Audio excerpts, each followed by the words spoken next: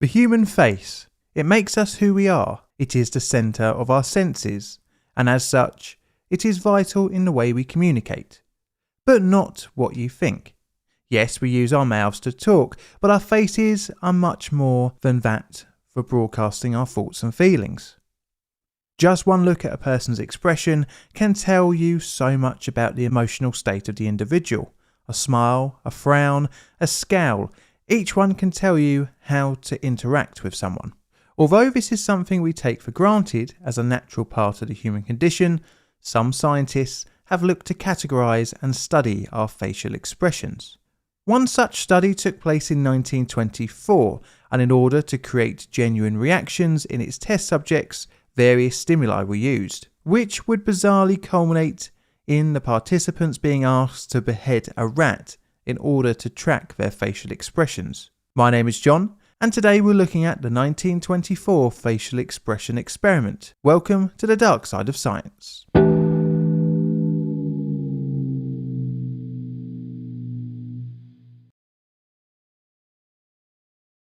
Carney Landis was born on the 11th of January 1897 in West Alexandria, Ohio, a small town with a population of around 700 at the end of the 19th century. Carney would attend State University, where he majored in psychology, graduating in 1921. Study would not end for Landis, however, when he gained his master's a year later from Dartmouth College in 1922. This was whilst he was working as a psychology instructor. Upon completion of his master's, Landis moved to the University of Minnesota to study for his doctorate. During his education, Landis read various scientific studies into facial expressions, one of which was Darwin's The Expression of the Emotions of Man and Animals, his third book in his series of works on evolution. The book looks to delve into emotions of humans and animals alike, and features multiple pictures of faces in various different emotional states. For the animal kingdom, Darwin shows various expressive movements of dogs, cats, horses, ruminants and monkeys. He visualizes various facial expressions in the book, showing joy, affection, pain, anger, astonishment and terror. The book also has photographs and illustrations of human faces in various states of emotion, from happiness to fear and anger. The book was originally released in 1872, with a second edition compiled by Darwin's son in 1890, and this was likely the version that Landis studied. One of the other main works that Carney took inspiration from was R. Schultz's Experimental Psychology and Pedagogy, translated into English in 1912. This work touches on facial expressions and looks at the links between psychology and education. There are a number of different photographs of subjects' reactions to different stimuli, but it doesn't seek out to find the reason why. The final, and probably the work that Carney would take as a basis for his later experiments, was Herbert Langfield's The Judgment of Emotions from Facial Expressions in 1918. This study would take place at Harvard's Psychological Laboratory. Langfield made use of 6 subjects, 4 men and 2 women, and showed each person 105 images of an illustration made from a photograph of an actor's face. Each expression was meant to convey a certain emotion. After being shown the image, the subject was then required to write down their interpreted emotion. Landis thought that this experiment had a problem though, and that was because of the authenticity of the expression of the actor. The results from the Langfield experiment were pretty interesting, however. Although the study was not unique in finding that we can judge emotion from a picture, look at artwork in general from history, you can tell we can understand emotion from a still image of a facial expression. But it did find that the general consensus from his 6 subjects was that each picture conveyed a particular emotion, even the more subjective images that contained subtle emotional state cues, such as half crying and laughing. In post-experiment interviews, each subject was asked where do they look first when judging a facial expression, and interestingly, each gave slightly different answers. For example, one person stated they stared at the mouth first and another saying that they tried to imagine themselves with that expression and how it would make them feel. Of course, modern-day eye-tracking experiments are more reliable at seeing what we look at first, but Langfield's experiment is interesting to see the thought processes of the subjects as they examine the images presented to them. Landis would achieve his PhD in 1924, and it quickly led him into the experiment that would put his name down in infamy.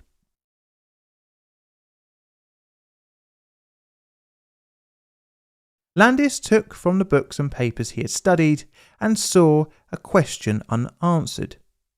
What is one's facial expression when exposed to real-world stimuli?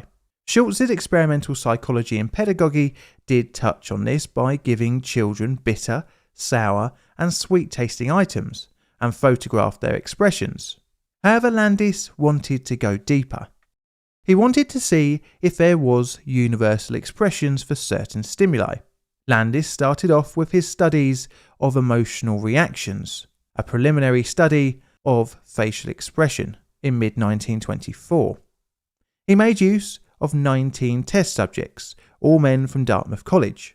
The experiment was set up in a regular laboratory room. In order to record the facial expressions, Landis had access to a motion picture and ordinary still-producing cameras. Landis had a specially constructed table, behind which the subject was seated. This was placed in the centre of his setup. In a wall 8 feet from the subject in front of them, several small openings were cut, through which cameras were focused. Before the experiment would begin, Landis said to the subject, "I'm making a study of facial expressions.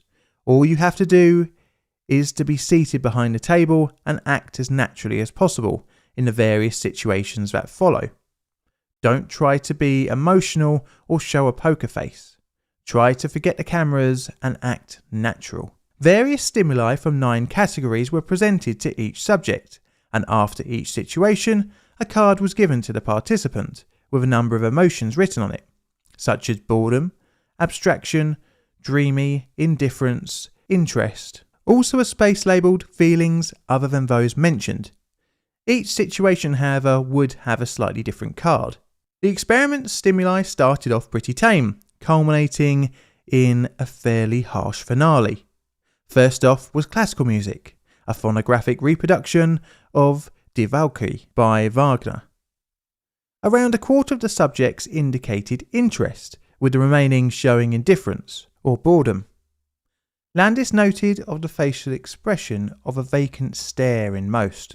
In a similar vein, the second stimuli was jazz music, a phonographic reproduction of My Man. The majority of the subjects indicated a rhythmic feeling, with around a quarter indicating boredom or indifference. This was shown on the facial expression, with 12 cracking a smile, and the opposite for the remainder of the subjects. The third stimulus was, this time, visual, with Giorgione's Sleeping Venus and Bulgaro's Birth of Venus. Both images are of unclothed women. Most indicated sex appeal and aesthetic appreciation, with the remaining indicating indifference. The facial expressions are shown to be smiling or smirking. For the fourth stimulus, they were shown paintings of Christ, and the facial expressions were mainly of a frown, which correlated with most indicating sadness, religious feelings or indifference. From the fifth stimulus all the way to the ninth, things started to get a little bit more cruel. Starting with vulgar pictures of direct sex appeal. A strip of pictures depicting various adult acts was used. The subjects recorded disgust, repulsion, sex appeal, and feelings of absurdity and grotesque. The facial expressions were a mixture of smirking all the way to pure disgust. But interestingly, each subject let out a noticeable gasp when shown the stimuli. The sixth stimulus were pictures to arouse horror or disgust. Illustrations in The Diseases of China by Jeffries and Maxwell were used. I've looked at the book and it is pretty upsetting with some of the images within. Interestingly, because some of the participants were medical students, a high number indicated professional interest, with the second highest being pity. The expression shown is most indicated by a frown and a closed mouth. Number 7 on the list was odours. This consisted of 8 small bottles with various smelling dilute forms of cinnamon oil, spirits of peppermint and others. But the final was the actual interesting item. The bottle was marked syrup of lemon but actually contained ammonia. Needless to say, the reactions to the sweet smelling items resulted in generally happy expressions. But the shock of the ammonia yielded an instant reaction of disgust, followed by a small smile. The penultimate stimulant was a bucket filled with frogs. Each subject was told to put their hand inside and feel around. Instantly, a reaction of disgust was recorded until they were allowed to look inside, when most showed signs of relief and even a small smile. The final stimuli seemed to be the most cruel. It too involved a bucket. It had around 6 inches of water inside, and the subject was told with his right hand to hold onto a metal rod, and with his left hand to feel around in the bucket. There was an induction coil placed in the bucket. As soon as the hand touched it, the circuit was complete, and the subject received a substantial electric shock. All of the subject's expressions immediately went to surprise, and in the questionnaire, most indicated surprise and pain. Landis had discovered that he could generate more accurate facial expressions with his initial experiment, but he felt like improvements could be made, and set about planning the next step in his deep dive into expression. He didn't manage to see any universal expression for any of the stimuli, as most of the subjects showed a whole range of slight differences, even including smiling during some of the more shocking situations. Maybe a bigger experiment with more people would help. Taking what he learnt from the earlier 1924 study, he wanted to create ever more real emotional disturbances and record the facial expressions generated. Furthermore, Landis wanted to make use of as many distinct forms of reaction as possible, culminating in significant emotional upset. Instead of the 9 stimulus categories from the first experiment, he upped it to 17, and some went well beyond the boundary of ethical. Also different in the second experiment was that women would be part of the study, as well as recording of blood pressure. 25 subjects would be used, consisting of 12 men, 12 women, and oddly, 1 male child. Another part that Landis criticised of his original study was that of the setting. You see, he felt that the previous setup felt too much like a laboratory. Well, it was, but that it might have coloured the reactions from his subjects, as they were always aware of the experimental nature of the situation they were in. This time around, he sought out to make the experimental room more homely. The walls were redecorated, drapes were placed at the window, and several paintings were hung on the walls, so that the final effect gave a minimal suggestion of a laboratory. This time around, the subjects were seated comfortably at the table. Behind stood a large screen which served as a photographic background. At either side of the subject stood a 1,000-watt lamp in a diffusing reflector. With this, illumination was possible to take better photographs at any time. A second room was used to house all the equipment, including the camera, which shot images through a small hole in the wall facing the subject. A speaking tube and buzzer was provided between the 2 rooms, so that the experimenter in the subject's room could keep the assistant who was handling the apparatus in step with the procedure. Each subject before the experiment had a front and profile photo taken, and then to assist with facial studying after the experiment, each subject had their faces marked with black lines to highlight certain muscle groups. Then another photograph, both front on and in profile, were taken with a grid placed over the camera to assist with later measuring. Every movement of the head was judged after each stimuli, and notes were made on every visual change of each subject's face. Each participant during the study would be subjected to roughly a 3-hour ordeal, and much like Landis's previous study, each stimuli would increase in severity.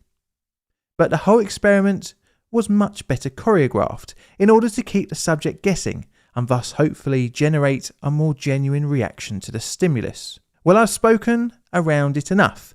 Let's actually look at the 1924 facial expression study. As I mentioned before, the number of stimuli was increased over the earlier study, and as such, there was some crossover between both experiments. And this was because Landis reused some of the situations. However, he did modify them to achieve a greater reaction. The experiment would start off with the participant signing a slip stating that they would not divulge any information about the situations they will be exposed to. Then the subject would be led into the experiment room by an experimenter, who in most cases would be Landis himself for the men and a female assistant for the women. The aforementioned control photographs were taken and the faces would be marked up. Now, ready, the first stimuli would begin. The first two situations were music. That was aimed to calm any nerves of the participants. For the first 10 minutes, the music was the pop music of the day, jazz. This disarmed the subjects, but things would ramp up in the second section when more complex technical music was played. This was marked by their virtuosity and technique, almost having no melody. Photographs and blood pressure measurements were taken. This would be for every section, although the images would be taken at the closest moment to the reveal of the stimuli. The next section brought an interesting subject into the mix, and that was being requested to read St. Luke 6, 18-49 out of the Bible. This required the participant to pick from two pieces of paper with a letter printed on it, a T for truth or L for lie. If L was selected, points of circumstantial evidence attaching the participant to some crime were written on. They were then meant to invent a lie which would clear them of the charges on a cross-examination with the experimenter. If T was chosen, then an alibi was provided for the crime. This situation was used to try and induce anxiety and lengthen the total time of the experiment, as well as assert the experimenter's dominance. This is another carry across from the early experiment again like before, having several bottles with nice smelling fluids within, with the last having ammonia mislabeled again as lemon syrup. Situation 5 would be the first taste of Landis's now trademark of misdirection in order to get a more natural reaction. Landis continues his misleading antics by having the experimenter say the subject had smudged the marks on their face, and as such, they would need to reapply them. The experimenter would then go behind the screen. This would be the point they would signal to the other room to get ready for photographs and blood pressure readings. The experimenter then lit and set off a firecracker under the subject's chair. Needless to say, this yielded a shocked expression from the participant. Although shocking, it has so far been a harmless type of diversion, not much more than a high school prank. This one is more bizarre. The subject was given a sheet of paper and a pencil and told to write a full description of the meanest or most contemptible or most embarrassing thing they ever did. As soon as they were finished, the experimenter would then read aloud this confession. Again, embarrassment and anxiety was the aim of the game here. Strangely, Landis wanted to see if he could make a universal joke to invoke a laugh, but this section was promptly removed after the second participant shrugged off the apparent humorous quip. This section, much like the previous experiment, showed pretty unpleasant pictures of various diseases, but this time from the book Atlas der Haut-Krankheiten. Do yourself a favour and don't look it up. I did, and it put me off my dinner. This again seemed a bit like a padding exercise, like the Truth or Lie section 4, but involved distracting the participant whilst they undertook mental arithmetic. Frustration and annoyance were the name of the game here, but it also helped cement the authority of the experimenter as they would hold the subject until they got a correct answer. Naughty pictures. Much like before, these were intended to elicit a shock response, with the experimenter insisting that the subject look these over carefully. The pictures were of an illicit nature. Don't forget that these people were from the 1920s and would probably have had a greater shock value. Much like the previous situation, and involving nudity again, it consisted of posed photographs of feminine artists' models.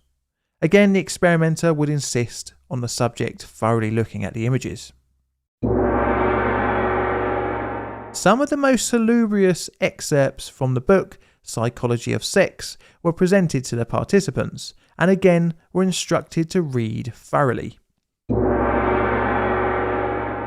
Again, this was another part taken from the previous experiment. But Landis upped the ante once again. He combined this with the electric shock stimuli. The participant would be told to put their hand in the bucket, and after touching the frogs and reacting, the experimenter would then say, "Feel longer, you've missed something." The hand would feel until it touched the electric coil. The coil would discharge a shock. Again, photographs and blood pressure readings would ensue. Although seemingly cruel, the next part is arguably why we're here talking about this experiment in the first place. The table in front of the subject had been covered with a cloth for the 15th scenario. The cloth was removed, revealing a tray and a butcher's knife. The experimenter then brought out a live rat. The instructions were simple but unbelievable. Hold this rat with your left hand and then cut off its head with the knife. 21 of the subjects were given this instruction. Some willingly performed the execution with little prompting. Others offered some resistance, but after continued orders from the experimenter, would eventually capitulate. 15 in total would comply with the authority figure and execute the beheading. 5 who would completely refuse would then have to witness the experimenter perform the task themselves. One of the subject's beheadings, as Landis would later note in his paper, for various reasons was not performed. Little did he know that Landis had stumbled upon inventing a behavioural study of obedience some 40 years before the infamous Milgram experiment. Clearly, Landis found electric shocks to be pretty handy in psychological experimentation, as he managed to wrangle it in again. The subject's arm was connected to an armband and a stethoscope. Both of these were attached to an inductorium. The subject was given a card which had 2 numbers printed on it, and told to multiply these mentally while they received electrical distraction. The electric shocks were increased and decreased in order to wear the subject down. Landis would later write, "This situation, following the long grind of the other situations, brought about a very real disturbance." The electric shocks continued, either in Landis's own words, some very real emotional expression was given, or it was apparent that the subject would not give away any marked expression. Which makes you wonder how long this would have gone on for. Only one person was actually able to correctly answer the multiplication question. This one is also a little bit cruel. The experimenter was step behind a curtain and make some loud noises, as though preparing for another situation. After enough stress was exerted on the subject, the experimenter would step out and say, "Well, that finishes it. Just as soon as we get the final blood pressure and respiration records, you are through." The final situation was to see the effects of sudden relief after a period of stress. The experiment generated tremendous amounts of data, hundreds of observations, and around 711 photographs to sift through. Landis and his assistant started working their way through each photo, discounting any that did not show any discernible reaction. After sifting through all the data, Landis settled on a 17-point summary of the experiment, and it was a real mixed bag. He concluded that he did see a difference between the genders in their reaction to the same stimuli. He claimed that men were more animated than their female counterparts. He categorized the main facial expressions to pain, surprise, anger, exasperation, crying, disgust, sexual excitement, and revolting. but did not see any uniform reaction across all the subjects. And essentially the study failed to meet one of its key questions, if there were certain facial expressions for each emotion, but there was not. We are, after all, individuals, and the way we react to things, unsurprisingly, is individual. But Landis's results were not really the most important part of the experiment. It was his unknowing discovery which has gone down in history. The setup of an experimenter and an experimentee inadvertently led the study down the path of showing the human condition of obedience of authority. 15 out of the 21 beheaded the rat, something that many people, I'm sure, even in 1924, thought to be a severe action. Not something many would be willing to do, be it on moral grounds or just from being squeamish.